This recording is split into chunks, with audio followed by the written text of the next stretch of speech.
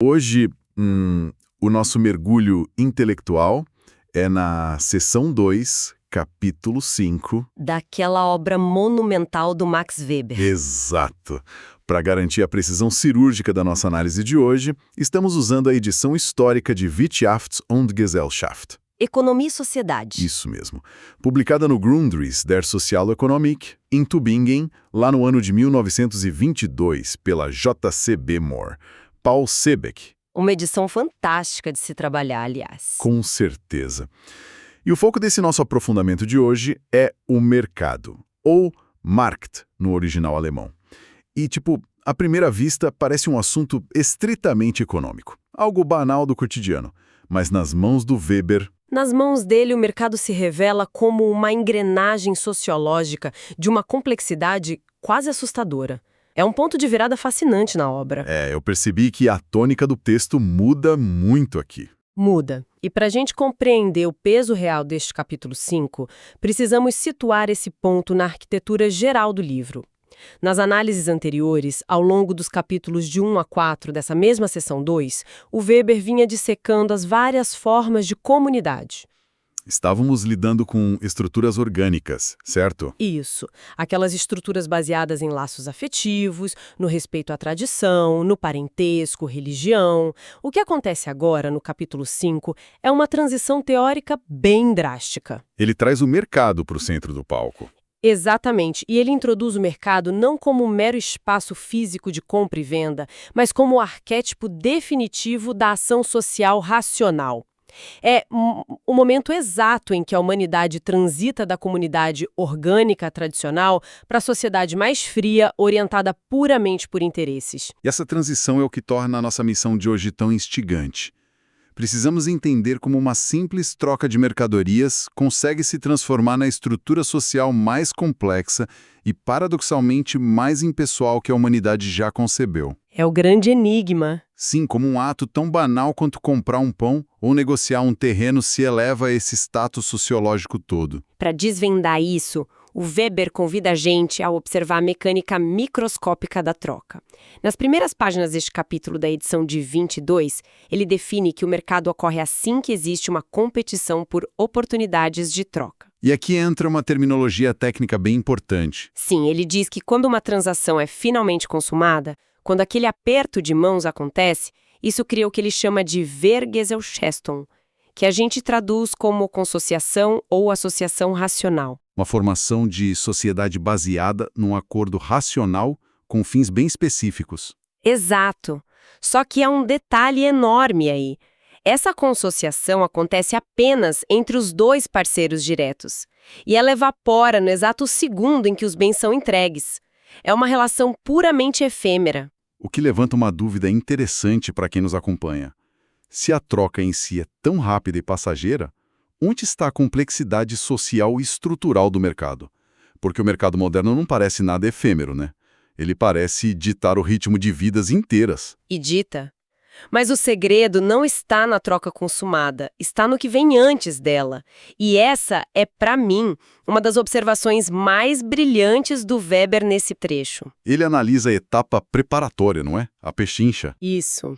Aquela velha e conhecida barganha, que em alemão ele chama de Feilschen. Qualquer um que observa alguém pechinchando o preço de um carro usado pensaria que essa é a ação mais individualista e egoísta possível. Mas o Weber vira essa intuição de cabeça para baixo. Como assim? Ele classifica a pechincha como uma Gemeinschaftshandeln, ou seja, uma ação comunitária. Pera, isso soa como um contrassenso.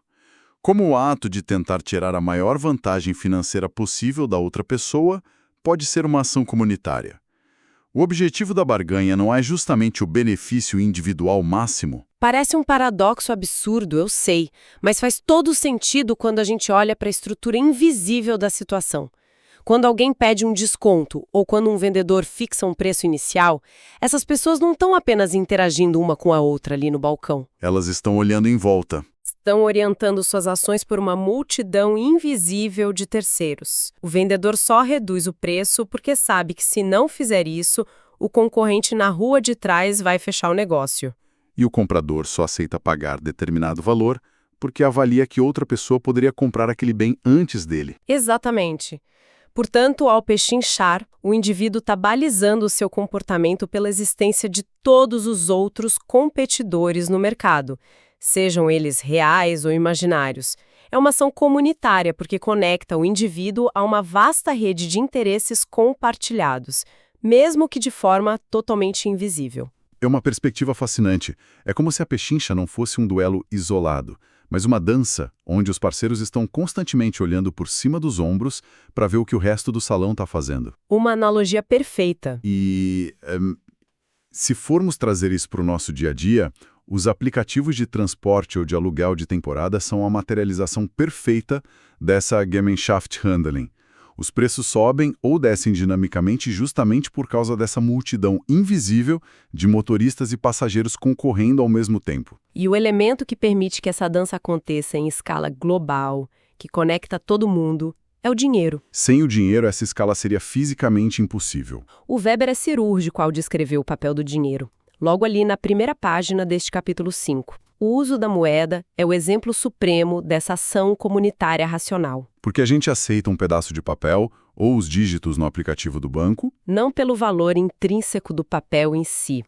Baseia-se exclusivamente na expectativa racional e calculada de que uma terceira pessoa, no futuro, também vai aceitar esse mesmo meio de troca. Isso mostra que o mercado não precisa obrigatoriamente de regras impostas de cima para baixo por um Estado para começar a funcionar. De jeito nenhum. A ordem nasce organicamente da convergência de interesses reais e práticos. O dinheiro universaliza a troca e liberta a gente das limitações locais. Mas sabe, essa universalização cobra um preço bem alto na qualidade das relações humanas. Usando aquela sabedoria popular que a gente sempre ouve, tipo amigos, amigos, negócios à parte. Existe uma frieza inegável no ambiente mercantil. E pelo que o Weber documenta, na transição da página 1 para a página 2, essa frieza não é um defeito, não é uma disfunção que precisa ser corrigida com treinamentos de empatia nas empresas. É a essência da coisa. É o núcleo conceitual do mercado para ele. Ele é categórico ao afirmar que a comunidade de mercado é a relação prática mais impessoal que existe na vida humana. A palavra-chave que ele usa é Zeitgleich, certo? Saclis. Isso significa algo que é puramente objetivo, focado única e exclusivamente na coisa, no objeto da transação. O mercado perfeito opera ignorando solenemente qualquer sentimento, simpatias, ódios, deveres morais. Ele não conhece irmãos. É a antítese absoluta da fraternidade daquelas comunidades orgânicas de que a gente falou no começo. É uma visão quase sombria, para ser honesto. Pensar que qualquer traço de humanidade, de compaixão ou intimidade, é classificado sociologicamente como um obstáculo para o funcionamento fluido dessa máquina. Mas isso, inevitavelmente, nos leva a questionar a ideia de ética. Sim, o debate sobre ética nos negócios. Porque vemos o tempo todo corporações promovendo campanhas enormes sobre valores, responsabilidade social, honestidade. Se o mercado é tão frio e cyclish, por natureza, como Weber explica a existência de uma ética nos negócios? Ele argumenta que a ética do mercado não nasce de uma iluminação espiritual ou de uma virtude moral transcendente. A ética do mercado é puramente uma legalidade racional. O que o mercado exige é o cumprimento formal daquilo que foi acordado. Exato. Ele cita, na página 2, o exemplo da Bolsa de Valores. Na Bolsa, um acordo de milhões pode ser fechado com um simples gesto de mão ou um aceno de cabeça. E quebrar esse acordo, mesmo não estando formalizado em cartório, é considerado um tabu absoluto. Inaceitável para o grupo. Mas a obediência a esse aceno de cabeça não tem nada a ver com ser uma pessoa boa, tem? Nenhuma. Tem a ver com a preservação do mecanismo que gera riqueza. O Weber analisa a famosa máxima inglesa "Honesty is the best policy". A honestidade é a melhor política. Isso. Para ele, essa não é uma regra moral. É um axioma empírico derivado do mais puro cálculo racional. Ser honesto e previsível é simplesmente a estratégia mais lucrativa e inteligente quando se opera um negócio racional que depende de uma base de clientes fixa e recorrente. Claro, enganar um cliente hoje é irracional porque destrói a possibilidade do lucro contínuo amanhã. É a racionalidade utilitária e não a consciência pesada que dita o comportamento ético. Exatamente. E isso fica cristalino quando ele analisa os cenários onde essa clientela recorrente simplesmente não existe, porque aí a máscara da honestidade cai na mesma hora. Ah, sim. Ele traz aquele exemplo que chega a ser cômico sobre as transações isoladas lá no passado, a venda de cavalos. Esse exemplo valida a teoria toda. Quando a expectativa de uma relação contínua desaparece, a ética da honestidade evapora junto. Nesses negócios pontuais entre oficiais de cavalaria, a regra máxima que imperava era o caveat emptor. O risco é do comprador. Se alguém comprasse um cavalo manco ou doente, o problema era única e exclusivamente de quem não inspecionou o animal direito. A questão em jogo era só quem vai ser mais esperto e enganar o outro. Simplesmente porque não havia necessidade estrutural de construir uma reputação de longo prazo. A confiabilidade moderna, então, não prova que somos moralmente superiores aos antigos comerciantes de cavalos. Prova apenas que o capitalismo moderno exige previsibilidade para que a engrenagem rode sem travar. E olhando um pouco mais para o passado, há uma curiosidade histórica fascinante no texto que quebra demais o nosso senso comum. A gente costuma achar que a vontade de lucrar é algo inerente à natureza humana desde sempre, em qualquer lugar. É o que muita gente assume. Mas o Weber aponta que, originalmente, nas sociedades mais antigas, não existia o conceito de comércio com intenção de lucro entre os membros de uma mesma comunidade orgânica. Simplesmente não havia espaço para isso dentro da lógica de fraternidade e partilha de uma tribo. O mercado, na verdade, nasceu fora. Nas margens. Uma constatação antropológica poderosíssima. O mercado nasce nas fronteiras, entre grupos estranhos e frequentemente hostis.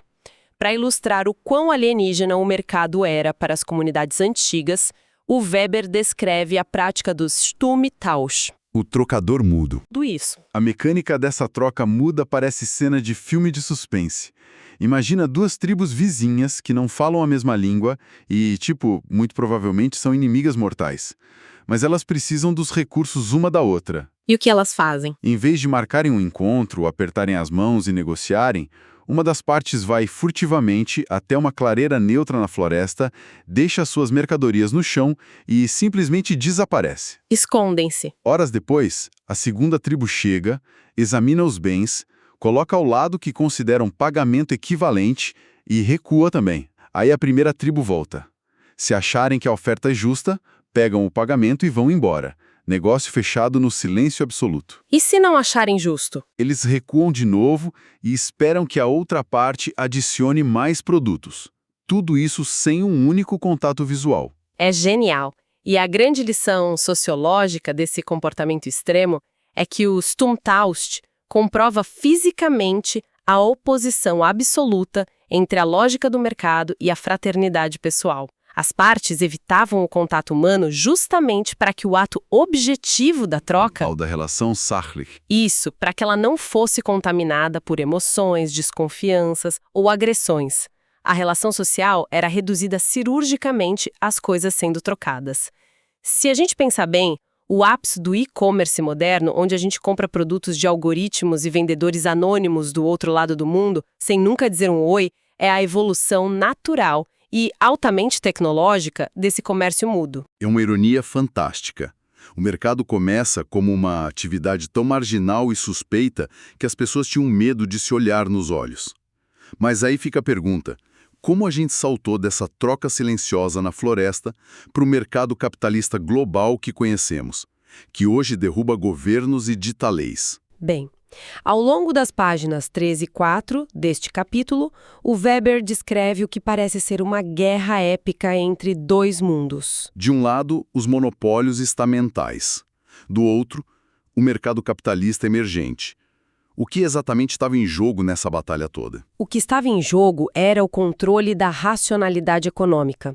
Para contextualizar quem nos ouve, os monopólios estamentais, que o Weber chama de Ständische Monopoly, eram gigantescas restrições de mercado criadas por grupos tradicionais. Baseadas em que exatamente? Em privilégios de berço, honra, tradição tabus religiosos. Estão falando daquelas guildas medievais que proibiam artesãos não credenciados de trabalhar? Senhores feudais que detinham um monopólio exclusivo dos moinhos, né? Exato. Vastas extensões de terra que jamais poderiam ser vendidas ou compradas porque pertenciam para sempre a linhagens de nobres. Esses grupos fechavam o mercado para proteger o status deles. Eles eram o grande bloqueio. Era um maior obstáculo à expansão da racionalidade impessoal do mercado, porque impediam a livre flutuação de preços e bloqueavam o acesso aos meios de produção. E é bem aí que entram os interesses capitalistas emergentes, aquela burguesia precisando desesperadamente que a terra pudesse ser comprada e vendida, precisando que a força de trabalho ficasse livre para ser contratada e que as mercadorias circulassem sem esbarrar nos pedágios do rei a cada quilômetro. E para quebrar esses feudos, eles erguem uma bandeira que a gente conhece muito bem até hoje. A bandeira da livre concorrência. Só que lendo Weber de perto, percebemos que o compromisso do capitalismo com a concorrência livre não era um ideal romântico e eterno. É a distinção mais aguda que ele faz neste trecho ali na virada da página 3 para 4. Os interesses capitalistas lutam incansavelmente pela livre concorrência, mas fazem isso principalmente como uma estratégia tática. Uma ferramenta de demolição. Eles usam isso para destruir os privilégios estamentais das elites antigas. Mas assim que eles vencem essa batalha, assim que as terras entram no mercado e as velhas restrições caem, a dinâmica muda completamente. A maré vira. Os novos vencedores rapidamente utilizam o seu recém-adquirido poder de propriedade, o acúmulo de capital, para criar novos monopólios. Só que agora, não são mais monopólios baseados em honra ou sangue azul. São monopólios puramente capitalistas. Para deixar isso bem prático, qual é a diferença estrutural entre um rei proibir a comercialização de um produto lá atrás e um conglomerado financeiro dominar o setor inteiro do mercado hoje? O efeito para quem está de fora parece o mesmo, exclusão. Mas o mecanismo sociológico é outro. Os velhos monopólios estamentais excluíam por decreto ou tradição sagrada. A justificativa era, você não pode competir comigo porque não pertence à minha casta. Já os monopólios capitalistas operam estritamente através do próprio mercado. Eles não dependem de leis divinas. Eles dominam o cenário através da política econômica racional, comprando concorrentes menores, controlando a cadeia de suprimentos, praticando preços predatórios para sufocar rivais, tudo baseado em cálculos de caixa. É o domínio através do puro poder econômico racional. É a substituição do poder da coroa pelo poder avassalador da calculadora. E isso nos aproxima muito do conceito final do capítulo 5 que o Weber introduz na página 4. A questão da estabilidade? Sim, porque há uma tensão constante nessa história toda. Se o mercado é frio, se ele nasceu entre inimigos e se baseia na disputa constante por oportunidades de troca, por que ele não degenera frequentemente em guerra aberta e pilhagem? A resposta dele está no conceito de Marktfrieden, a paz de mercado. Exatamente porque o mercado reúne estranhos que não devem lealdade uns aos outros e que competem de forma muito agressiva, o risco da violência física eclodir é altíssimo. E a violência destrói o negócio. Destrói. Para que o fluxo de trocas sachly, o fluxo objetivo, pudesse ocorrer, foi necessário construir uma infraestrutura inteira de garantias de segurança. E, historicamente, essa paz não surgiu do nada. Ela era patrocinada. Patrocinada por quem? Por templos religiosos, sagrados, ou por senhores de terra e príncipes que ofereciam proteção armada aos comerciantes. E, claro, essa proteção não era um ato de altruísmo. Eles cobravam pesados tributos e taxas para garantir que o derramamento de sangue não interrompesse os negócios. A paz de mercado se tornou ela mesma um serviço incrivelmente lucrativo. Um negócio à parte. O que nos leva àquela citação sensacional do Oppenheimer, que o Weber incorpora ao texto para consolidar esse argumento. A história do navegador da antiguidade. Ilustra perfeitamente a encruzilhada entre usar o dinheiro ou usar a força bruta. A eterna dúvida. O Weber expõe que o navegador comercial da antiguidade clássica ou do início da Idade Média não era um pacifista convicto. Se pudesse, ele preferiria obter todas as mercadorias de graça, recorrendo ao saque, a pirataria e a violência. A apropriação forçada é sempre mais atrativa financeiramente, desde que não haja resistência. Exato. O navegador só abandona a espada e recorre à barganha pacífica, ao Faichen, quando encontra do outro lado uma muralha muito alta, um exército ou um poder de retaliação equivalente ao dele, que tornaria o custo da violência irracionalmente alto. Ou quando ele percebe que pagar pela mercadoria hoje garante que aquele porto não vai ser fechado para a frota dele no ano que vem. O cálculo de longo prazo. O comércio, portanto, só triunfa quando o custo da violência supera o benefício do roubo. O mercado é o polo diametralmente oposto da apropriação coercitiva, onde se estabelece o cálculo racional da troca, o ímpeto da força física precisa ser reprimido de qualquer jeito. A apropriação violenta pertence ao mundo daquelas comunidades antigas de dominação, enquanto o mercado representa a vitória da apropriação pacífica, estabilizado e focada exclusivamente no cálculo econômico. É uma densidade teórica absurda empacotada em poucas páginas por Weber. É o estilo dele, não poupa o leitor. Toda a arquitetura de economia e sociedade daqui para frente.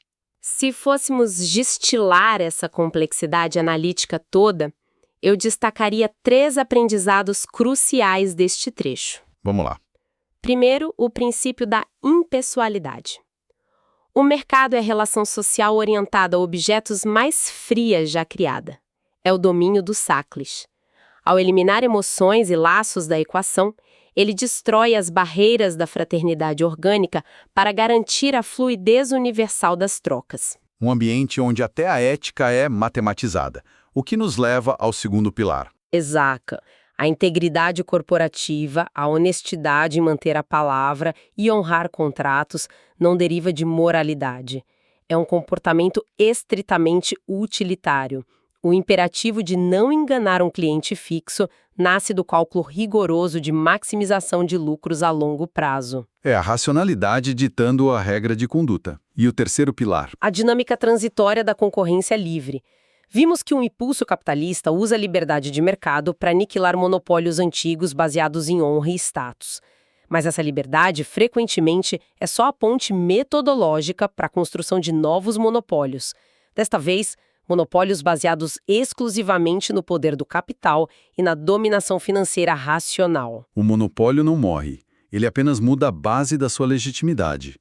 Ele tira a coroa de rei e veste o terno do acionista majoritário. Uma análise brilhante que não perdeu 1 milímetro de atualidade. Nenhuma vírgula. E isso planta uma semente perturbadora e fascinante para os nossos próximos mergulhos na obra, onde o Weber passará a dissecar as engrenagens da autoridade burocrática e da dominação política, a famosa teoria da Herrschaft. É o próximo passo lógico. Sim, e para pensar um pouco, se o mercado que rege a nossa subsistência diária exige essa impessoalidade fria, recompensando quem abandona os laços afetivos em favor da objetividade calculista, o que acontece com a própria essência de uma sociedade quando a cultura, a política e a vida pública passam a ser governadas por essa exata mesma lógica de custo e benefício? Essa é a grande provocação do Weber, no fim das contas. Fica aí o pensamento para levar para o resto da semana de quem nos acompanha. Continuaremos a nossa expedição intelectual nos próximos capítulos. Até lá. Até a próxima.